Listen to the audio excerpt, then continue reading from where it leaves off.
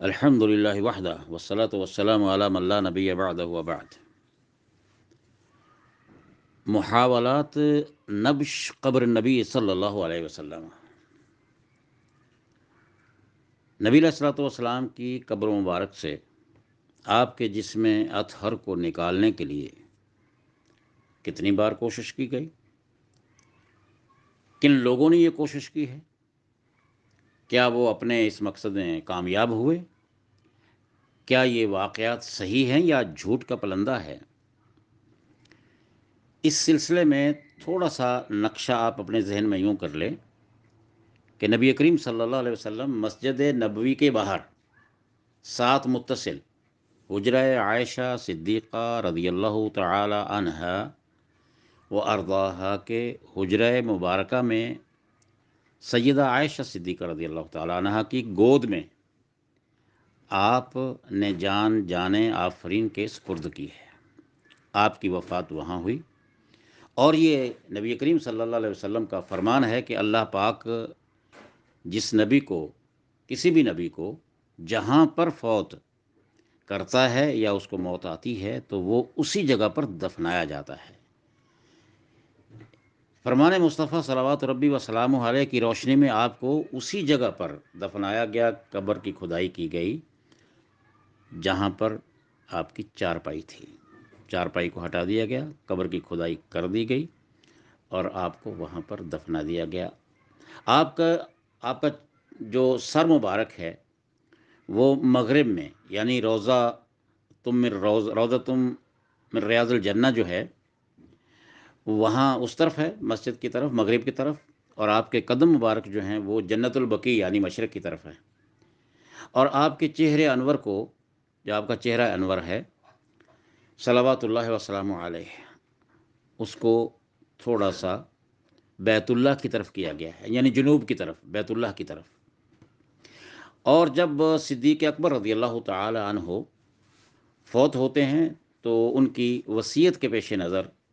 سیدہ عائشہ صدیقہ رضی اللہ تعالی عنہ کی اجازت سے آپ کے پہلو میں لٹایا گیا، وہ اس طرح کہ ابو بکر صدیق رضی اللہ تعالی عنہ کا سر جو ہے وہ نبی علیہ الصلوۃ والسلام کے کندھے مبارک کے ساتھ ہے، تو گویا تھوڑا سا پاؤں کی طرف، ان کے پاؤں بھی کس طرف ہے؟ جنت البقیع کی طرف، اور سر روضۃ من ریاض الجنہ کی طرف۔ پھر عمر فاروق رضی اللہ تعالیٰ عنہ کو جب خنجر لگا ہے، زخمی ہو گئے ہیں، تو انہوں نے پوچھا تھا، اجازت مانگی تھی کہ ماں سے پوچھ کے آؤ، یعنی ام المومنین سیدہ عائشہ صدیقہ رضی اللہ تعالی عنہا سے، اب میرا بچنا تو مشکل ہے، لیکن یہ کیا مجھے اجازت دیتی ہیں کہ میں نبی علیہ الصلوۃ والسلام کے پہلو میں لیٹ جاؤں؟ تو انہوں نے اجازت دے دی، اور ان کی اجازت سے ہی جب وہ فوت ہو گئے ہیں، شہید ہو گئے، شہید محراب کہلاتے ہیں، تو وہاں پر ان کو اس طرح دفنایا گیا کہ عمر فاروق کا سر صدیق اکبر کے کندھے کے برابر ہے۔ اور آپ جانتے ہیں کہ حجرہ مبارک کتنا لمبا چوڑا تو تھا نہیں، 3.5 میٹر 5.5 میٹر کا وہ اس کی لمبائی چوڑائی تھی، تو گویا صدیق اکبر کا ویسے بھی قد لمبا تھا، تو جب عمر فاروق کا جب صدیق اکبر کے کندھے کے برابر فاروق اعظم کو لٹایا گیا، تو ان کے قد لمبے کی وجہ سے ان کے پاؤں تقریباً جو دیوار تھی نا مشرقی جانب، یعنی جنت البقیع کی طرف، قبرستان کی طرف، تو اس کے تقریباً قریب تھے۔ تو اب تھوڑا سا حصہ باقی رہا ہے، وہ گویا حجرہ سارے کا سارا 3/4 حصہ جو ہے نا، وہ اس کے اندر 3 قبریں آ گئیں، اور صرف 72 یا 73 سینٹی میٹر کا جتنی جگہ باقی بچی تھی، تو انہوں نے درمیان میں دیوار کر دی، کیونکہ اب پہلے تو شوہر نامدار تھے سید الرسل علیہ الصلوۃ والسلام، اور دوسرے ان کے والد تھے، تو وہ تو محرم تھے، اور جب صدیق اکبر کے بعد فاروق اعظم کی وہاں پر تدفین ہوگی تو سیدہ نے پھر وہاں پر دیوار قائم کر دی، پہلے کپڑا لٹکایا ہوا تھا، پھر اس کے بعد دیوار بنوا دی، اور صرف 73 سینٹی میٹر چوڑائی اور تقریباً 5 میٹر 5.5 میٹر لمبائی کے اسی خانے کے اندر آپ نے زندگی گزاری ہے۔ اللہ اکبر۔ 58 میں فوت ہوتی ہیں، 58 ہجری میں، اور ان کا ایک صحن تھا اور اتنی جگہ تھی، بڑا حوصلہ تھا، سچی بات ہماری ماں کا۔ اور جب وہ 58 ہجری کو وہ فوت ہو جاتی ہیں تو اس کے بعد دروازہ بند کر دیا گیا۔ اب یہ دروازہ اس وقت کھولا گیا ہے جب دیواریں حجرے کی دیواریں جو ہے نا وہ سیدھا ہو گئی۔ تو جب یہ دیواریں بنائی تھی فاروق اعظم نے، لیکن 88 سے لے کر 91 تک جب حکومت آتی ہے الولید ابن ملک کی، تو انہوں نے حکم دیا تھا عمر بن عبدالعزیز کو، جو نواسے لگتے ہیں رشتے میں فاروق اعظم کے، ان کو حکم دیا تھا کہ ان کو دیواروں کو بنایا جائے۔ تو اس کے بعد انہوں نے 4 دیواری بنا دی، اور وہ دیواریں انہوں نے پکی بنائی ہیں، پتھریلی بنائی ہیں اور کالے رنگ کی تھیں جیسے بیت اللہ کی ہیں۔ پھر ان کو خیال آیا کہ لوگ کہیں وہ شرک میں مبتلا نہ ہو جائیں، تو انہوں نے کیا کیا، انہوں نے ایک اس کے اوپر اور دیوار بنا دی تھوڑے سے فاصلے کے ساتھ، اس کو 5 کونا بنایا، اور 5 کونا اس طرح بنایا کہ اس کے جو تکون بنتی ہے نا وہ شمال کی طرف تھی، نہ مغرب کی طرف تھی، نہ مشرق کی طرف تھی، اور نہ جنوب کی طرف وہ بنا سکتے تھے۔ انہوں نے شمال کی طرف اس کو کونا بنا دیا۔ تو اب جب باہر سے سلام کرتے ہیں، اس کا فاصلہ بنتا ہے میرے بھائی تقریباً 7 میٹر کا، جو لوگ سلام کرتے ہیں نا مواجہ شریف کے سامنے آ کے 7 میٹر کا بنتا ہے فاصلہ۔ تو یہ ہے جنوب کی طرف سے۔ تو کہنے کا مقصد یہ ہے کہ یہ تھی وہ اپنا حجرہ مبارکہ کا تھوڑا سا ہلکا سا نقشہ۔ اس کے بعد یہ بہت مشہور ہوا ہے کہ قبر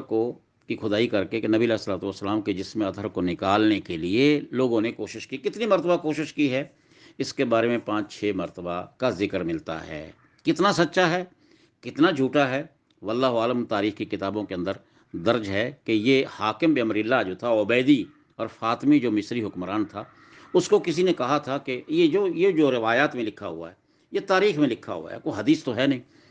کہ اگر آپ ایسا کریں کہ لوگ بڑے جاتے ہیں وہاں پر نظر و نیاز دیتے ہیں اور بڑی قدر و قیمت ہے مدینے والوں کی، تو آپ نبی علیہ الصلوۃ والسلام کی جسم کو اگر مصر میں تبدیل کر دیں تو بہت رونق ہو جائے گی، بڑی دولت آیا کرے گی، لوگ آیا کریں گے تو رونقیں لگ جائیں گی۔ تو اس حاکم نے کوشش کی، لیکن اس کی کوشش ناکام ہو گئی۔ اس کے بعد دوبارہ اس نے کوشش کی ہے، اس کا ذکر ملتا ہے 408 ہجری میں، تو وہ کوشش بھی اس کی ناکام ہو گئی۔ پھر اس کے بعد جو فرنگی ہیں یعنی عیسائی ہیں، نصارہ اور رومی،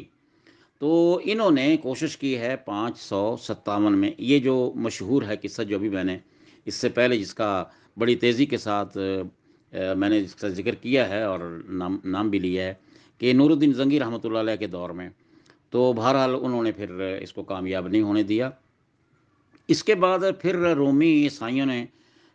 اپنے کچھ بندے بھیجے تھے مصر کے ذریعے سے، اور انہوں نے حجاج کو قتل کیا تھا بڑا۔ اس کے بعد پھر ان کو قتل کر دیا گیا، اور اس کے بعد پھر انہوں نے پانچویں کوشش یہ کی ہے کہ حلب سے آدمی آئے تھے 40 آدمی، اور اس میں وہ تاریخ میں لکھتے ہیں کہ صدیق اکبر فاروق اعظم کی کہ جو جسم تھے نا اس کو نکالنے کے لیے انہوں نے کوشش کی، لیکن جب وہ مدینہ کے قریب آ گئے، اس وقت وہ مدینہ میں پہنچ بھی گئے تھے، اور مدینہ کی زمین ہلی، جنبش ہوئی، تو ابتلعہم الارض، اور زمین نے ان کو نگل لیا۔ اس قسم کے قصے بیان کیے جاتے ہیں کہ نبی علیہ الصلوۃ والسلام کے جسم اطہر کو نکالنے کے لیے، جس میں سے کچھ ایسا بھی ہے کہ ابھی ایک حال ہی میں یعنی 2014 میں انڈیپینڈنٹ جو رسالہ ہے نا برطانوی، اس میں ایک عرفان علوی کا نام کا آدمی ہے، اس نے یہ دعویٰ کیا تھا کہ آل سعود نے نبی علیہ الصلوۃ والسلام کے جسم اطہر کو دوسری جگہ منتقل کرنے کا ارادہ کیا ہے۔ جھوٹ کا پلندہ تھا نا، جیسے دنیا میں پہلے جھوٹ بولے جاتے رہے نبی علیہ الصلوۃ والسلام کی ذات اقدس کے بارے میں، آپ کی سیرت طیبہ کو، اعلیٰ صاحب الصلوۃ والسلام کو یعنی داغدار کرنے کی کوشش کی گئی۔ تو اس کا جواب پھر منہ توڑ جواب دیا ہے الشیخ خالد الشاعر نے، اللہ تعالیٰ ان کی حفاظت فرمائے اور سلامتی سے رکھے۔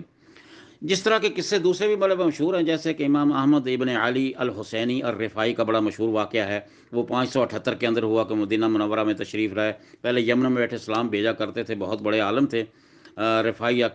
رفاعیہ سلسلہ کے یعنی صوفی سلسلے کے وہ بہت بانی ہیں۔ تو نبی علیہ الصلوۃ والسلام کو کہا یا رسول اللہ کہ میں تو اب آ گیا ہوں، تو آپ میرے ساتھ، میں آپ کو سلام کرنا چاہتا ہوں، مجھے ہاتھ نکالیے باہر۔ تو نبی علیہ الصلوۃ والسلام نے اپنا ہاتھ مبارک نکالا، اور 80,000 آدمی تھے کہ 90,000 آدمی انہوں نے دیکھا۔ ایک جھوٹ کا پلندہ ہے، وہ اس کا ذکر جب آئے گا نا کہ بیت اللہ کی دیواریں کیسی ہیں، کتنی کتنی چوڑی ہیں، کتنی کتنی لمبی ہیں، اونچی ہیں، اور نبی علیہ الصلوۃ والسلام کی قبر مبارک کا کیا حال ہے، کتنی سطح زمین سے نیچے بیٹھ چکی ہے، اور اس کے اوپر قبر کا نشان بھی ہے یا نہیں ہے. جیسے کہ لوگ عموماً کہتے ہیں کہ لو جی میرے پاس تو قبر کی مٹی ہے، جو کہ بالکل جھوٹ ہے. اور اس طرح ایک عبداللہ صدیری نام کا آدمی ہے، یہ وکیل ہمارا رہا ہے بدقسمتی کے ساتھ. تو اس کو کہتا ہے کہ مجھے خواب میں تین آدمی آئے، تین آدمی مجھے آ کے ملے ہیں، ان کو تینوں کو خواب آیا. ایک تو شام میں حلب میں تھا، ایک مکہ مکرمہ میں تھا، اور ایک احسا میں تھا. تو شیخ محمد بن ابراہیم، یہ ملک جو خالد تھے، ملک سعود، جو پہلے بیٹے ہیں یہاں کے حکمران بنے تھے ملک عبدالعزیز رحمہ اللہ کے. تو ان کے دور کا یہ واقعہ ہے. تو اس وقت مفتی تھے مفتی عام محمد بن ابراہیم، جو سعودیہ کے مفتی عام تھے. اس کے بعد شیخ بن باز بنے. تو ان کو جب یہ بتایا گیا کہ نبی علیہ الصلوۃ والسلام نے خواب میں یہ کہا ہے کہ یہ جو ڈرین ہے نا، یہ گندا پانی نکل رہا ہے مسجد نبوی کے دائیں بائیں سے گزر رہا ہے، یہ ڈرین کی جو پائپس وغیرہ ہیں نا، اس سے نبی علیہ الصلوۃ والسلام کو تکلیف ہوتی ہے. تو محمد بن ابراہیم مفتی عام سعودی نے یہ کہا کہ بدبختو، اگر نبی علیہ الصلوۃ والسلام کو تکلیف ہوتی ہے تو وہ اس شرک اور بدعات سے ہوتی ہے جو آپ نبی علیہ الصلوۃ والسلام کی قبر مبارک پر کیے ہوئے ہوں. تو گویا یہ کچھ واقعات ہیں کہ ان کے اندر کوئی صداقت نہیں ہے. تو دوسرا میں نے جو بھی بیان کیا ہے اس کو میں تھوڑا سا پھر دہرا دیتا ہوں اگلے کلپ کے اندر، کہ ان تمام کوششوں کے ساتھ جتنی کوششیں کی گئی ہیں، کیا ان کی حقیقت کیا تھی. اور اس کے اندر خاص طور پر جو رومی عیسائیوں کا مسئلہ ہے، جو نور الدین زنگی سے متعلق ہے رحمہ اللہ سے واقعہ، اس کو میں تھوڑا اگلے کلپ کے اندر دوبارہ اظہار کرتا ہوں. حاذا واللہ تعالی عالم، وصلی اللہ علی نبی محمد وعلی آلہ وصحبہ اجمعین.